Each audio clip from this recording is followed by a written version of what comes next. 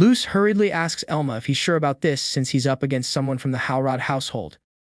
Elma declares that he's not engaging with the Lord of the Manor. He's realized that his opponent already has no legal standing, which is why they've been forced to act. Besides, he adds that he wants that skill book, so there's no way they can fold and leave now. Isabella declares that she will show him his place and rushes forward, but Elma quickly blocks her attack. She starts relentlessly attacking Elma, but he blocks them also. Isabella declares that he's just a wanderer. At this level, he must be B rank or greater, and she'll tell him now that there is no B rank adventurer that Isabella, isn't already aware of.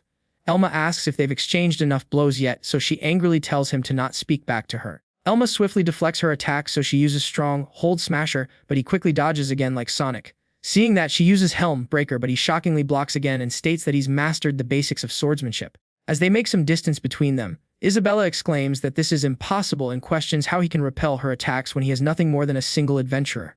She declares that either way, she will not permit anyone to sully her lady's good name.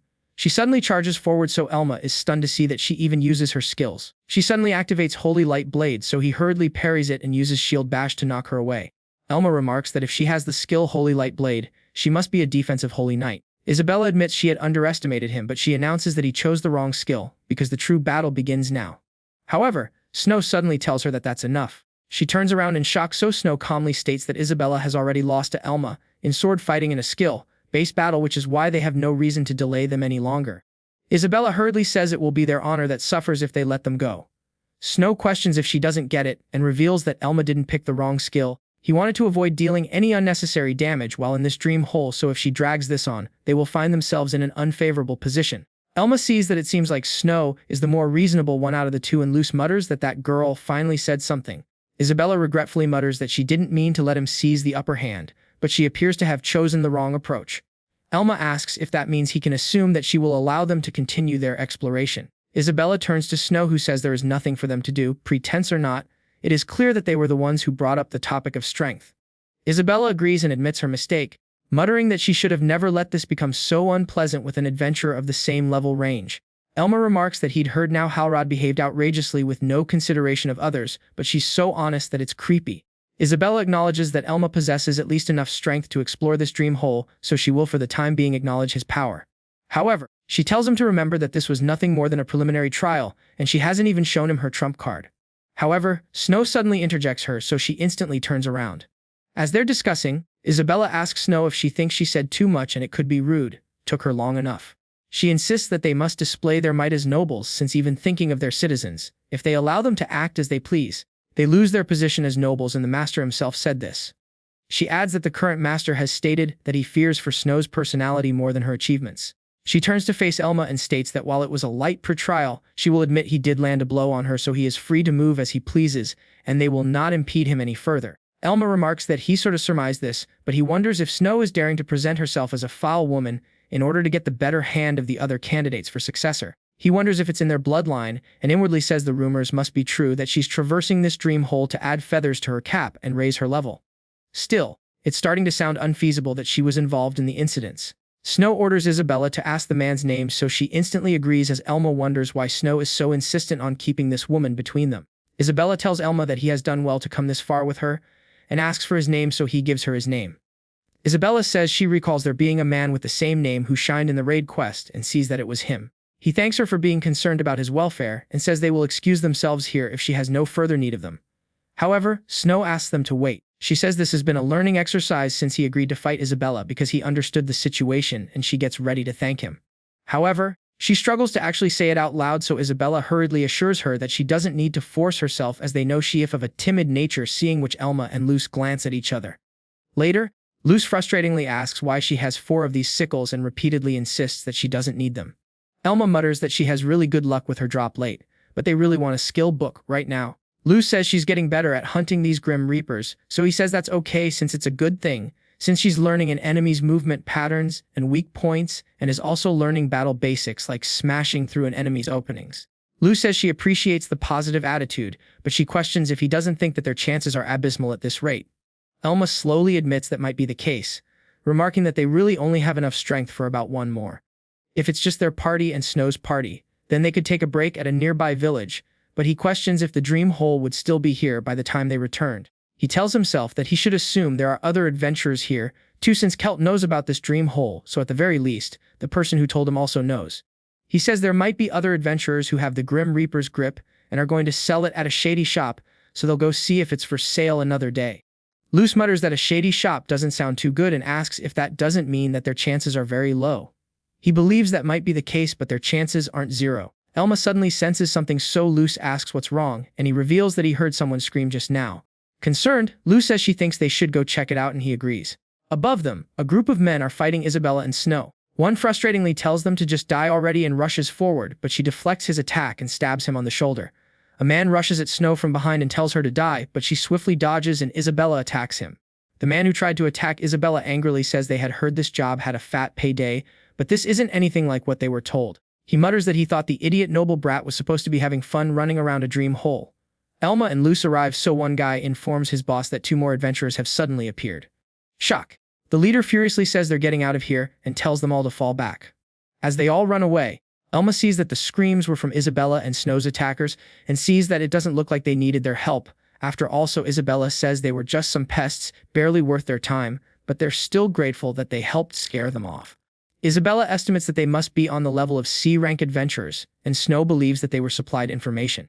Elma is about to ask Snow if she has any idea of who they were, but she embarrassingly hides behind Isabella, so he remarks that she's way too shy as a candidate for the next head of the family. Elma remarks that it's obvious one of her running mates set this up, but this attack was too direct, so he tells Isabella he thinks it'd be best if she takes Snow and leaves.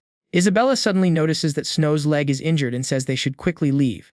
One of the bandits suddenly appears and declares that he will at least take one of them down, but he suddenly gets beheaded as a giant monstrous creature appears in front of them. They shockingly realize that it's the Dream Lord. Podarge and Isabella questions why a wandering was triggered. Elma doesn't believe the bandits' blunders triggered this, so it's obvious that someone wants to kill Snow. The Podarge suddenly takes flight, so Elma remarks that his skills can't touch it and Roach's lack of stats will affect her too, so if they draw this battle out, all of them will be killed like some random NPCs in a video game. Isabella tells them to take Snow and flee while she distracts it. However, Elma takes the brunt of the Podarge's attack and says hearing her words made him want to ensure that they make it out alive. He braces himself and says he's confident he can buy them 5 minutes all by himself. Isabella urges that it's beyond reckless to challenge a level 80 monster under these circumstances, and she declares that she will not allow the young lady to die. However, Elma says it doesn't look like Snow is interested in abandoning her servant and fleeing. He tells Isabella that if she wants to protect Snow, she should plant her feet firmly on the ground and give an all-out effort with him, because they will both be drawing the Podarge's attacks. Isabella agrees but says he will be the one who resents his judgment if Snow loses her life, so they both charge forward. They dodge the Podarge's sylph cutter and Isabella goes in to stab it, but she gets attacked instead, so Snow uses a long-distance spell. Elma sees that she's a crystal knight. Knights who attack from a distance with ice magic, which allows them to use their sword skills more freely, and can turn out to be a powerful class if it's used well. Luce hurriedly attacks the Podarge but is stunned to see that it barely did any damage. Elma remarks that Podarge have high defenses, so in order to defeat it, Roach needs to land 6 successful dice thrusts in a row before its automatic regeneration kicks in. He manages to block an attack and hurriedly tells Isabella to rise before quickly parrying another attack. Snow and Isabella charge forward to attack it, but he suddenly uses Gust and forces them all away. Elma frustratingly says it's completely reset the battle with that attack, and is trying to buy time so that it can recover. He remarks that he and Isabella will have to be the attacks and Snow will distract it from the rear while Luce finds 5 openings to land dice thrust. However, the Podarge knocks him into the wall, so he frustratingly wishes they had the Grim Reaper's grip. Snow declares that she has it if that's what they need right now, so he hurriedly agrees to pay them whatever they want and asks her to give it to Luce this instant, so Snow quickly throws it to Luce, who catches it and shockingly sees that it's the real Grim Reaper's grip. A god of death is said to reside within the sharpened blade of the Grim Reaper's grip, and this blade is said to take lives with a single swing, and there is no escape for the wielder's prey. Luce hurriedly tells Elma she needs to know how she's supposed to use this, so he tells her to imagine her mana flowing into the skill book. Luce quickly begins using it, so Elma tells her to erase her attack booster skill and replace it with the Grim Reaper's grip to allocate her skill points into it. Luce quickly complains, so Elma remarks that she should be able to learn all of the basic skills. He declares that they're settling the score, and Luce acknowledges that she might be able to do it with this skill tree. Elma tells them all to not worry since they're going to end this battle quickly. Elma swiftly bears the Podarge's attack, so it gets ready to use Sylph Cutter, but Snow quickly distracts it and Luce lands a clean Dragon Slayer drive on it. Elma inwardly says Dragon Slayer drive is acquired at level 7 of the Grim Reaper's grip and is an all-or-nothing high rise skill, but it's vastly more stable than dice thrust, and critical hits are pretty much guaranteed with Luce's luck stat. However, Isabella points out that Luce's attack stats are too low, so even if she lands critical hits, they won't be decisive blows. However, the podarge suddenly starts bleeding from its neck. Shocked, Snow and Isabella question where that insane power came from, so Elma remarks that that's the level 14 skill, Hell's Assassination Dagger, which deals double damage when it lands a critical hit. He explains that normally, critical hits land 1.5 times more damage, but that's transformed into triple damage with this skill, so it can still inflict fatal wounds. The podarge suddenly starts floating in the air, so Elma frustratingly realizes it's waiting for its healing abilities to kick in, but it knows that they have almost no MP left, so it's trying to draw the battle out. Snow suddenly erects an ice pillar and tells them to go in for the kill, so Luce rushes forward.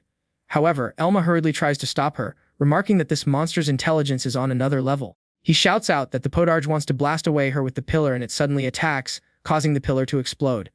Elma hurriedly tells Luce to jump, and Snow makes her float in the air.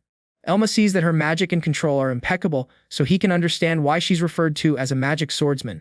The rumors of her being cunning and malicious couldn't be more wrong, but her being great with a sword seemed to be true. With his HP almost depleted, Elma declares that he can finish it and quickly uses Shield Bash, but he realizes the podarge is a second faster than Luce, so he quickly uses Shadow Stomp to destroy its stance for a second, allowing Luce to land another fatal attack on the podarge.